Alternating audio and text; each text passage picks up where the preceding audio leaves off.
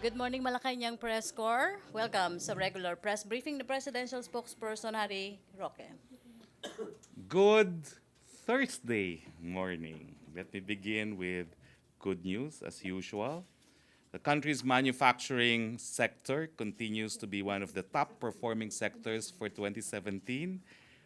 Manufacturing has been experiencing high growth over the last 7 years, averaging greater than 7%. In 2017, it grew an average of 8.6%.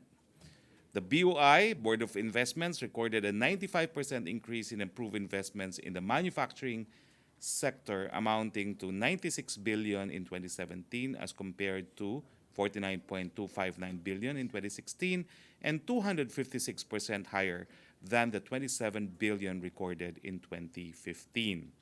With increasing infrastructure projects in the public and private sectors this year, BOI's push for growth in economic activities outside Metro Manila will have the needed support as well as the government's Build, Build, Build program.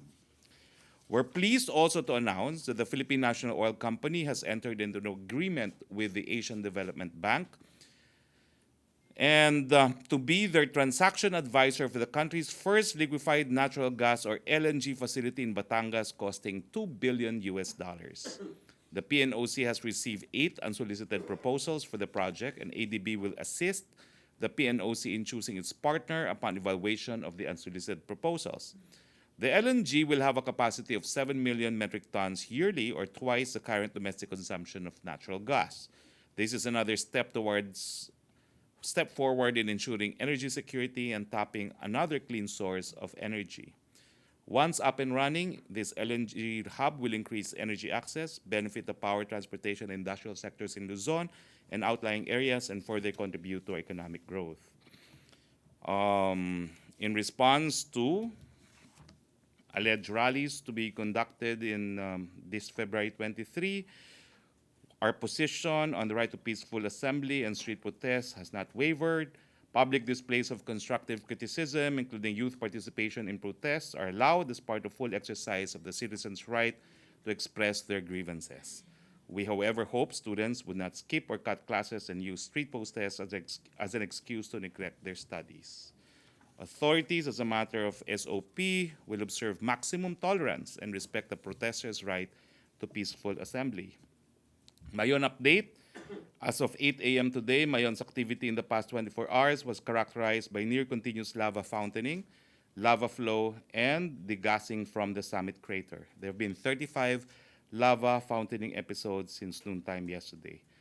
Mayon remains at alert level 4. Although roads remain to be passable, the public is strongly advised to desist from entering the 8-kilometer danger zone. Now, as of 8 a.m. yesterday, a total of 264,768,000 worth of assistance was provided by the national government. No? The Department of Health, Region 5, has also provided a total of 21,644,985,000 worth of logistical support. Through the DOH and local health workers, medical consultations are conducted at the evacuation centers. As of yesterday, 6,740 individuals underwent medical consultations, 66% of which were diagnosed with acute respiratory infection. This is due to the ashfall of the volcano. Our mission in The Hague was informed by the Office of the Prosecutor of the International Criminal Court that it is opening preliminary investigation on the alleged acts associated with the campaign against illegal drugs covering the period of July 2016. We note that this is only a preliminary investigation. The Office of the Prosecutor is merely exercising its mandate to determine whether there is reasonable basis to proceed with an investigation into a situation pursuant to criteria in the Rome Statute, namely jurisdiction, admissibility, and interests of justice. Lest the opposition go to town for a victory, let me explain the procedure in the ICC. Slides, please. Slides, please.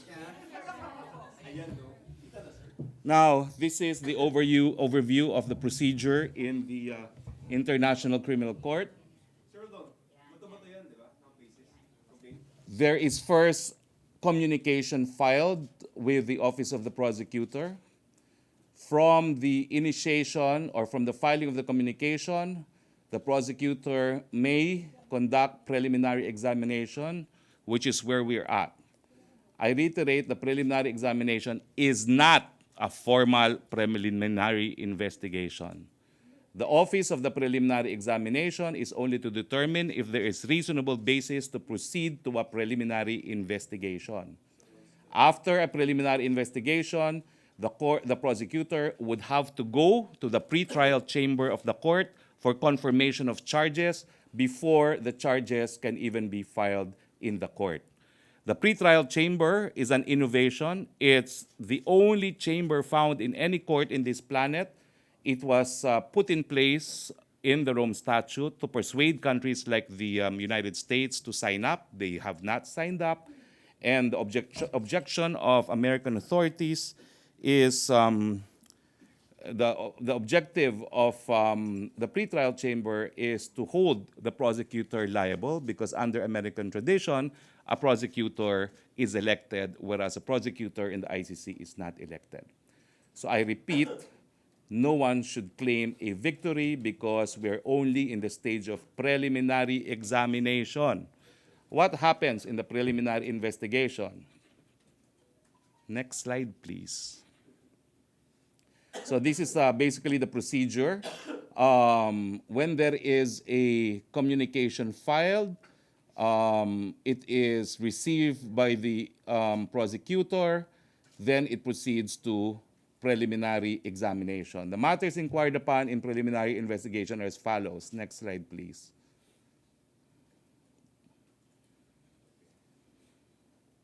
Go ahead, please. The prosecutor will make an assessment on the basis of collection and verification of all information available from all sources. Take note, there will be no formal investigation to be conducted in the country because at the level of the preliminary examination, where the court does not include a budget for the prosecutor to come to the Philippines because it is not yet a preliminary investigation.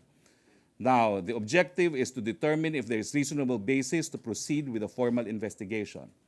What are the matters to be inquired upon? Number one, is there temporal jurisdiction? The court will only exercise temporal jurisdiction over all acts that happen after a country or a state party had become a member of the Rome Statute. We became a party to the Rome Statute during the administration of President Noynoy Aquino. Therefore, everything that happened before the time that we became a party will not be considered by the court. It must have happened in the territory of a member state. And furthermore, the more important issue is admissibility. Remember, the International Criminal Court is not a court of first instance.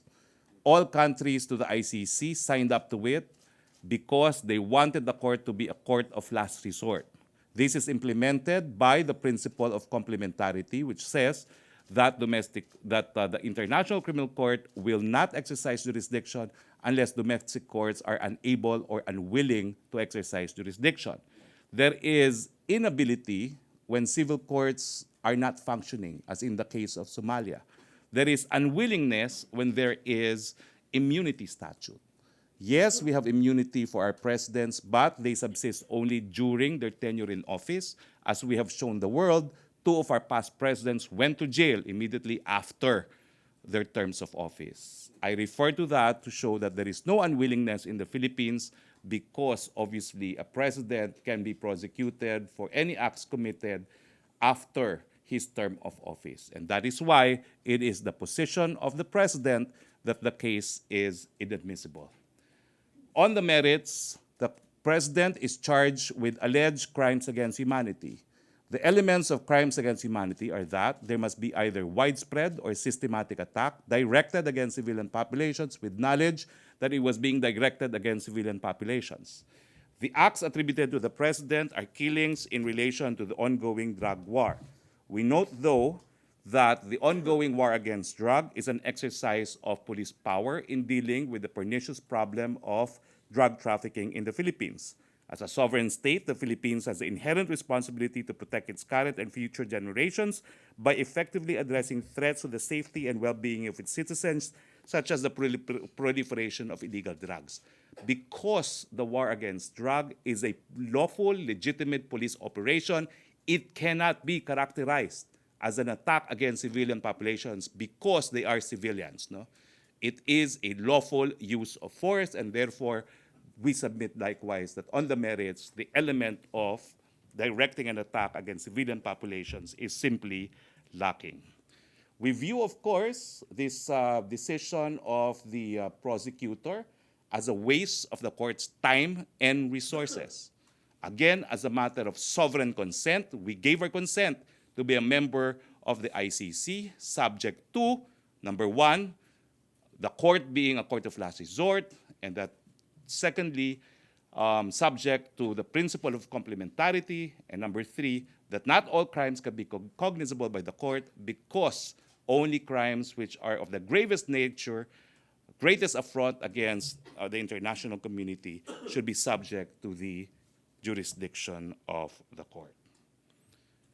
The President and I met about this extensively for more than 2 hours last night. The President has said that he also welcomes this preliminary examination because he is sick and tired of being accused of the commission of crimes against humanity. This is an opportunity for him to prove that this is not subject to the court's jurisdiction because of both complementarity, that domestic courts, and the fact that we have a domestic international humanitarian law statute in our jurisdiction are reasons enough for the court not to exercise jurisdiction. On the merit, he of course stands by his position that he swore an oath to protect this republic against all threats to national security, and he noted that the war on drugs was characterized not by him but by his predecessor, Gloria Macapagal-Arroyo, as a threat against national security. Clearly, the use of force against a threat against national security cannot be an attack against civilian populations because they form part of civilian populations. Questions, please. RTVM, okay na audio? RTVM, okay? Wala audio kasi na. Question? Rose Novinario. Sir, yung diniscuss niyo po, ito yung kasong isinampa tungkol kay Matubato and Hindi po yan kaso. It's a communication. Wala pong kaso pa because there is only a preliminary examination. So if they think they have indicted the president, that's so wrong. They wish. So may sakali magpatawag po ng kinatawan ng Philippine government, sino po yung posible magpunta ron? Wala pong ipapatawag dyan because earlier in my slide, in the assessment, it's just collection and verification of information. Wala pa pong kailangan pumunta doon, although our embassy in The Hague will in fact communicate the fact that the war against drug is a sovereign act and that our sovereign consent to become a member of the court is subject to the rule of complementarity, and that our courts are more than able and willing to exercise jurisdiction, as in fact, there is a pending complaint against the killings allegedly attributed to the war on drugs pending in the Office of the Ombudsman, and that the Office of the Ombudsman has the power to recommend an impeachment, which, if successful, will lead to a criminal prosecution against the president. Sir, sa palagay po ninyo, may kamay dito o may kinalaman dito yung kalaban sa politika locally ni Presidente? In fact, sila pong behind this. Obviously, there's been concerted public relations initiative against the president, probably to coincide with February. Obviously, this is intended to embarrass the president, but the president is a lawyer. He knows what the procedures are. They will fail. The president has said that if need be, he will argue his case personally before the International Criminal Court. Thank you. Follow up. Joseph Morong. Microphone, please. Okay, so we acknowledge that it's a very early stage, no, preliminary examination. But did you say that if it does proceed with the whole shebang, the president is willing to face the ICC He himself? said he wants to be in court and put the prosecutor on the stand to ask who prodded you to proceed to preliminary examination, because it is the suspicion of the president that it is of course the domestic enemies of the state no, behind this. Follow up? Ina Andolong. Sir, just to be clear doon sa process kanina, is Malacanang, is this based from a complaint or communication It's not a complaint. filed? It's a communication because there's no complaint yet. You know, there's no charges yet. So it emanated from, I said, no, from the communication filed by individuals alleging crimes against humanity in the Philippines. Do you know these? Do you All know I these know is it was individuals? Senator Trillanes and Jude Sabio, and Matubato was a witness, if I'm not mistaken. Okay. Sir, sabi niyo magkakaroon nga ng collection of data or information. There, assessment, Are you collection and expecting them, verification of and will information. local authorities be instructed to provide whatever, let's say, data on killings under the drug war? Or will you be directing them to comply with whatever requests may be made? The President has made it clear that he will communicate, he will assert the principle of complementarity, he will assert the legality of the war against drug as a valid exercise of sovereign powers, and therefore the element required for a crime against humanity is lacking. Sir, if the ICC prosecutor requests for data on the killings, will the PNP or other concerned agencies be required by Malacanang to comply with the request? Of course, because the data on killings alone will not prove anything. The mens rea is you kill them because they are civilians, and the only reason why you kill them is because they are civilians. But if it is because of a lawful sovereign act to deal with the problem of illegal drugs, it is a position of the President that this cannot be the element required for a crime against humanity. Sir, similar lang dun po sa tanong ni Rose kanina. You don't see the need to form a team yet to handle this for future scenarios that may arise from this? The President has made, the President himself is a lawyer. He looks forward, in fact, to engaging the prosecutor of the court Thank you, as sir. a former prosecutor himself. Follow up? Joseph Morong. So I'm just going back to the previous statements of the president with regard to the ICC. He said before na parang he doesn't fear that because paano ba yun? Wala namang kulungan yata yung ICC. May mga points siya na niraise na ganun. At the end, as a question of procedure, sir, assuming we reach the end of the point, of the procedure, no? Paano ba yun? Yung ICC will, if there's going to be any punishment, paano yun? Nothing. The ICC relies on state cooperation for arrest of individuals, although this is speculative, but right now they have a problem. They have charged a sitting president, al-Bashir, and they're not able to apprehend him because no state cooperates. So meaning, sir, even if they exercise their power, parang at the end of it, will they be able to really impose anything? In the case of al-Bashir, nothing. Do you think in our case they will be able to do that? In our case, they will not go beyond preliminary examination. Okay. Sure. Okay, follow-up question? Other issue? Ace Romero. Secretary, pwede nyo ba kaming bigyan ng information about yung naging meeting ng Pangulo with the labor groups? Well, it was closed doors, and although I was invited, I had previous engagement, but I was made to understand that he asked for more time to issue the executive order on ENDO. And that's all that I was informed by head of protocol. Bakit po kaya pinag-aaralan pa yung mga documents? He's Ganun po. studying the matter more thoroughly. Okay, how about yung meeting po with the ambassador of Kuwait? The meeting happened, but again, it was only a bilateral meeting. No one was allowed in the room. Okay. It's only the president that knows what he discussed. Thank you, Secretary. Okay, Rose Navenario. Sir, other issue po. Sir, may statement si Wait lang, Presidente. sandali lang, Ano? Rose. RJ, okay, Rose.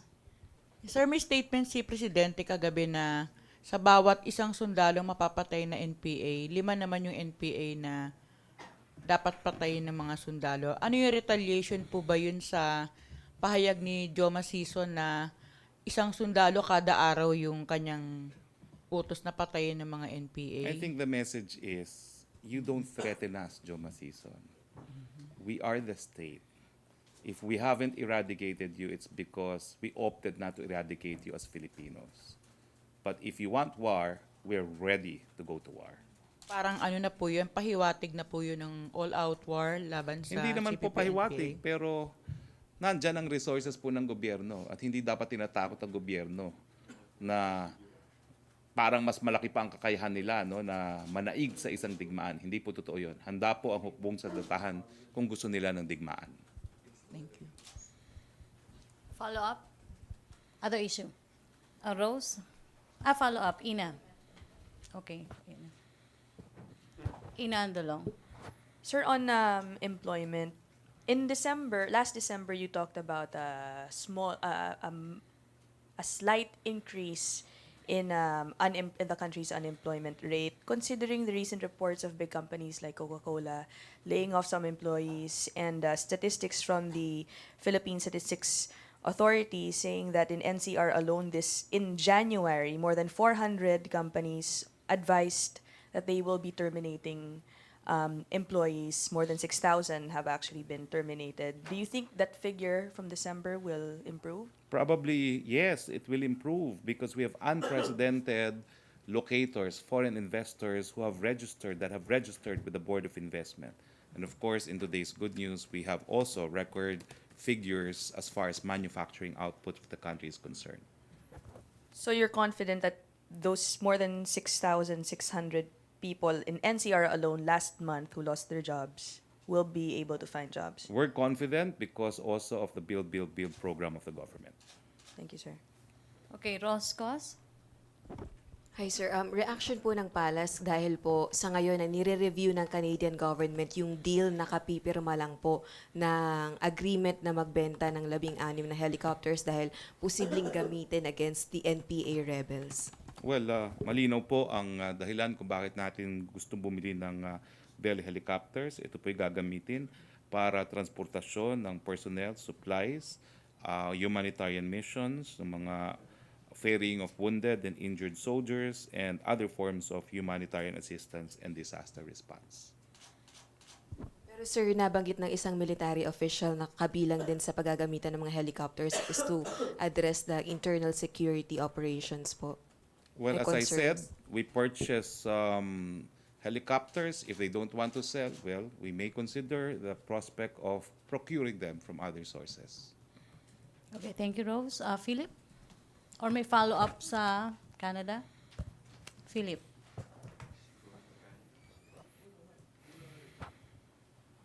Sir, good morning.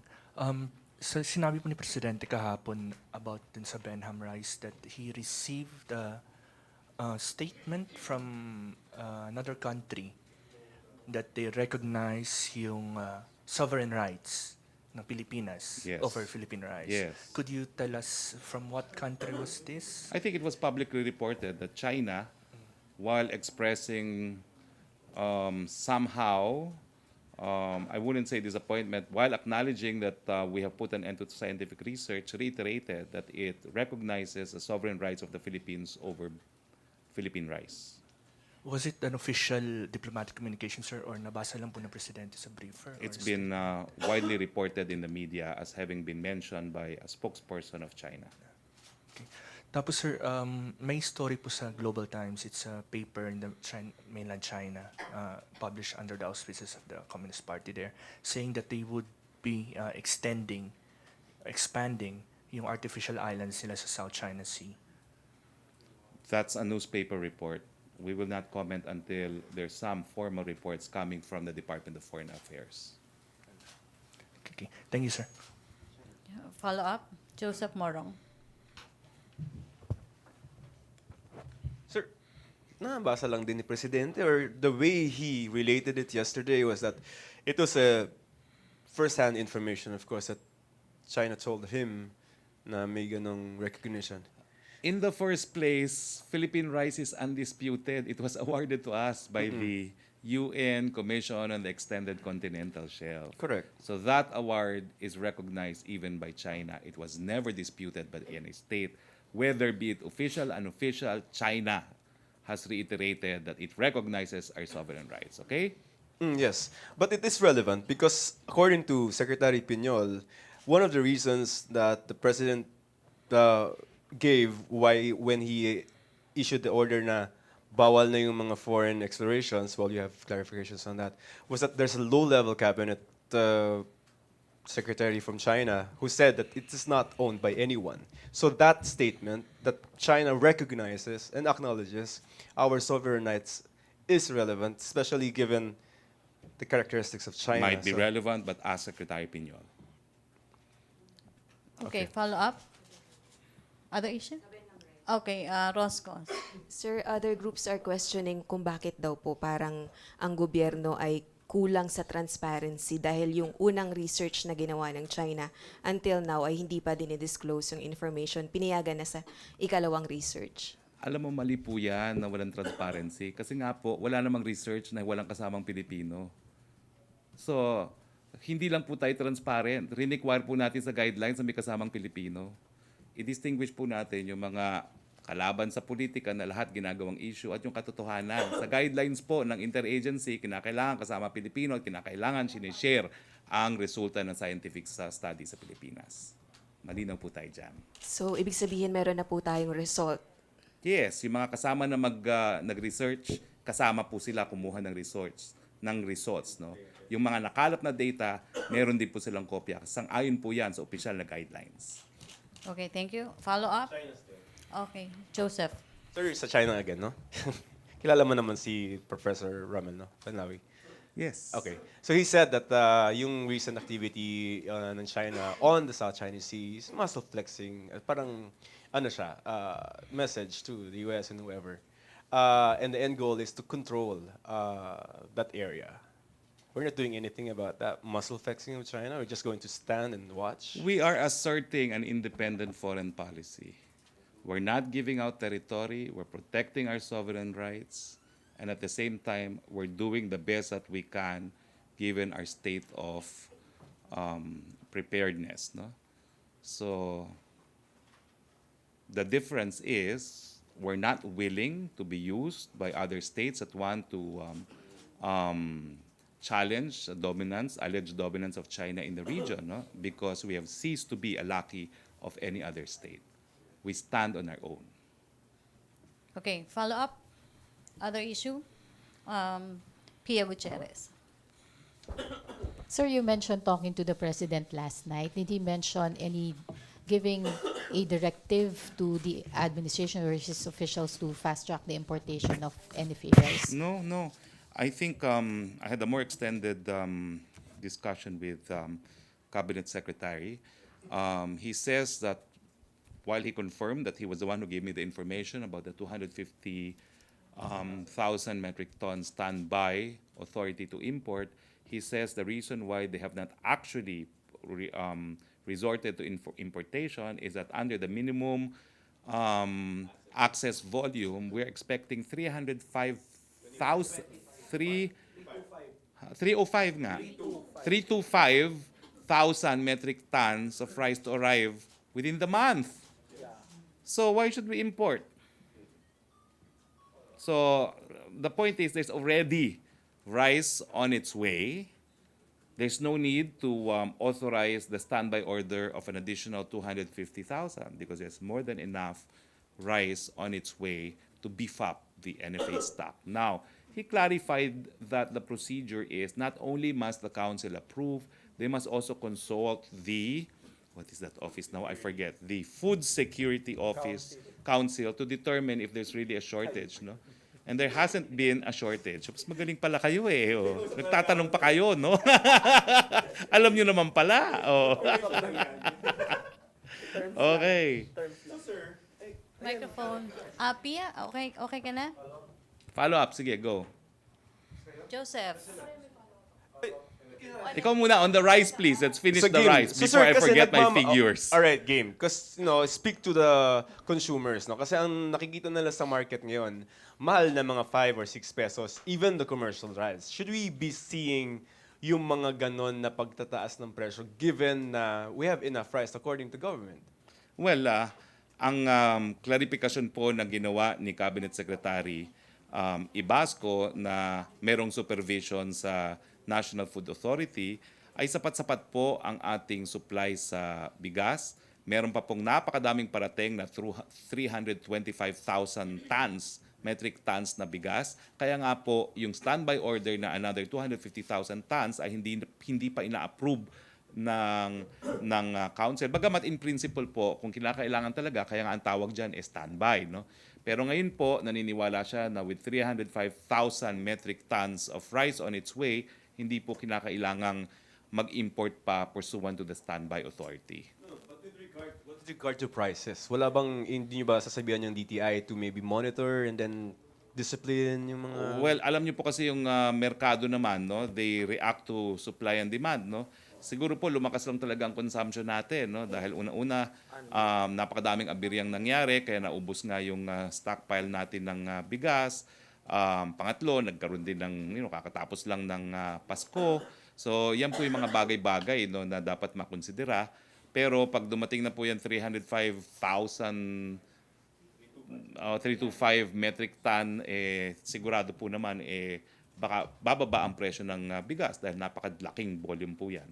Okay, Ina, follow. Last NFA rice, then last two questions, NFA. Sir, ang sinasabi po kasi ng NFA administration, the importation through MAV, through MAV, napupunta daw po yun sa commercial rice stocks. Only a very small percentage daw goes to the lower cost NFA rice. So how can you say that this additional supply will lead to lower prices, may bring down prices when sa commercial rice pa rin naman daw po sila mapupunta? Kahit anong klaseng rice po yan, pag maraming supply, bumababa ang presyo. Di ba po? Law of supply and demand.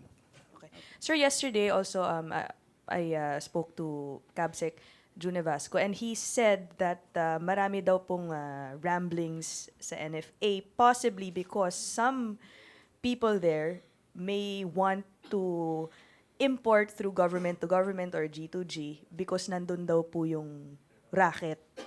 Did he discuss this with you yesterday? Alam mo, I always stand by my colleagues in the cabinet. I cannot take the position of anyone else but the alter egos of the president pursuant to the qualified political agency doctrine. No? So I stand by Cabsec. If he sees that the rambling is because some people want to make money, so be it.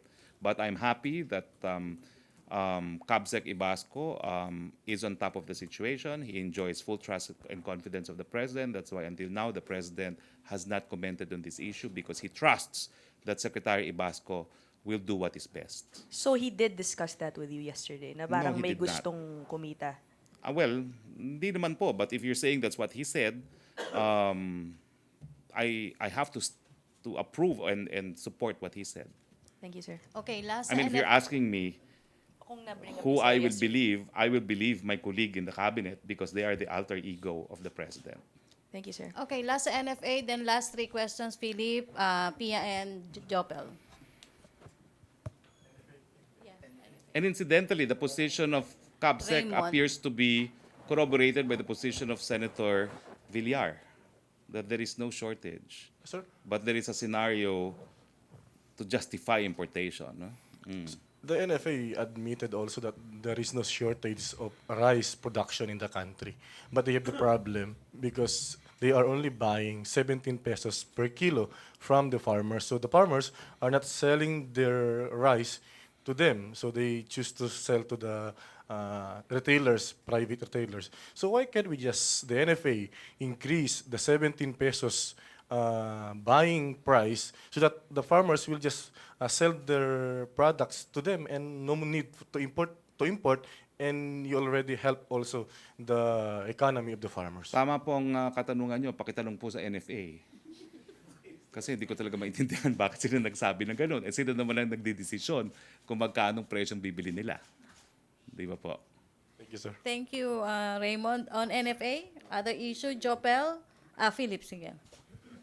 Sir, kahapon sabi ni Presidente, dadaling niya yung mga rebel returnees, the female rebel returnees to China and Hong Kong.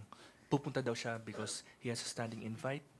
Confirm po ba yun? Ay, naku, meron naman po, di ba, when the president met with the president in Vietnam, there was an invitation extended, no? And the invitation was, it can be state, official, private. You're always welcome to come to China. may date na po ba kung kailan niyo dadalhin yung mga dating NPA members? Wala pa po. Pero alam niyo yung gagawin ni Presidente, parang ginawa niya doon sa mga opisyalis ng Marawi. Kasi kung maalala niyo, yung mga trips to Russia at saka kung di ako nagkakamali, trip to China din, dinala niya yung ilang mga opisyalis na lumaban sa Marawi. And another question, sir. Nabanggitin niya kahapon na any day now daw pupunta siya ng Kuwait. Kung binanggit na yun, so Yeah. be it. Dahil sabi sa akin, confidential daw yun eh.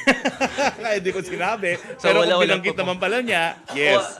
Anong Pag sir? nabanggit na niya, yes, then I can make confirmation. Although I was told that I should not. But there's a trip in the offing to Kuwait. Ano pong gagawin I niyo? do not know what the agenda is because only the president met with the ambassador. No one was allowed in the room. I could only surmise. No, it's not like that. I can only surmise that the invitation was made during the bilateral meeting. Fo- Well, I guess Kuwait wants to assure the president that Philippine nationals are protected, no, in Kuwait and to see for himself. May threat kasi sir si Presidente, di ba, na kung meron namang makitang or may namatay na Filipina, he would ask the Filipinos there to come home. May report po kasi ngayon na may Filipina na naman nakita sa loob ng freezer na 1 year ng patay and had torture marks. Would this trigger or that threat to the president? I do not know, quite frankly, because this is the first time I'm hearing about it. Thank you, sir. Okay, thank you, Pia Gutierrez, then si Jopel. Last, si Joseph Morong. Hi, sir. Sir, you are the primary author of House Bill 6834, correct? Yes. And sir, ngayon kasi this is being attacked by human rights groups as another draconian measure to curtail people's freedom of expression. Sir, I just want to be clear, why do you need that? There is a need for higher penalties for rallies which are unannounced. Well, because you need to balance.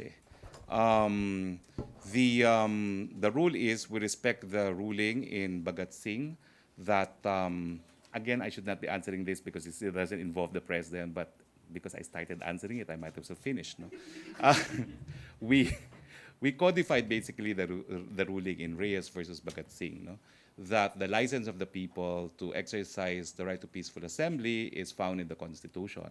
However, local government has the right to limit the time, place, and manner of the conduct of the public assembly. No? So it is provided there that the grant of a rally permit is ministerial unless there is a clear and present danger, which is also a codification of the case that I argued in the Supreme Court, which is the case of Cadiz versus Mayor of Manila. No? So the rule is, while it is almost ministerial for them to issue rally permits because the license is granted by the Constitution itself, and therefore it must be issued unless there is a clear and present danger that the state has a right to protect itself against, any rally, therefore, should be given a permit.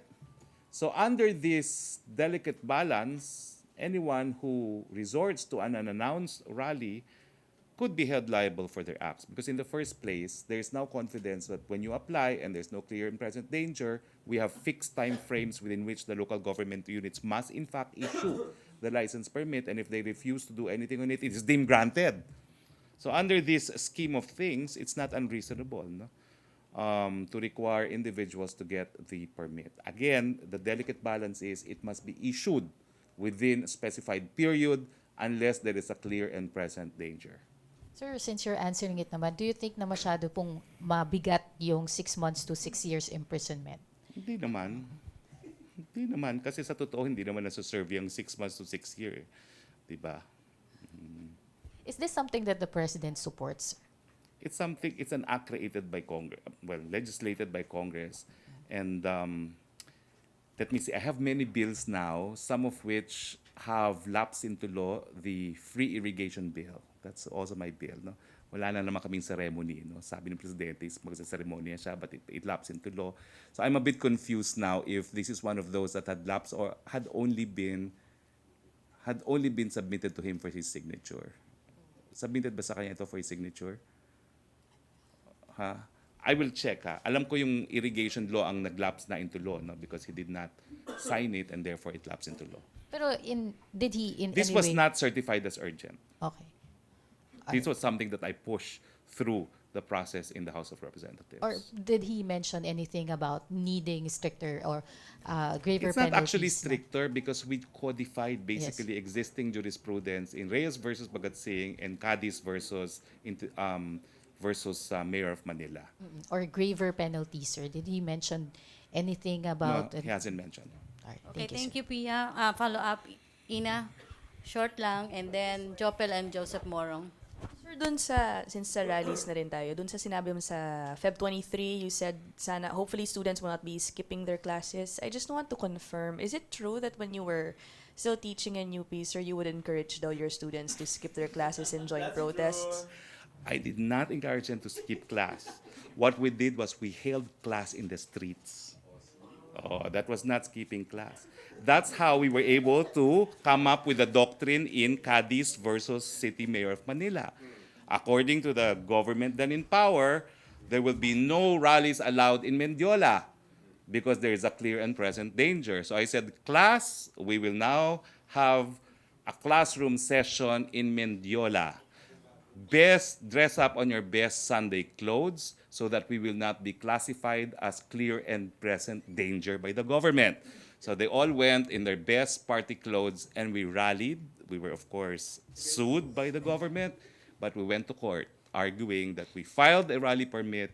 It was not granted. It was unconstitutional because it can only be denied on the basis of clear and present danger.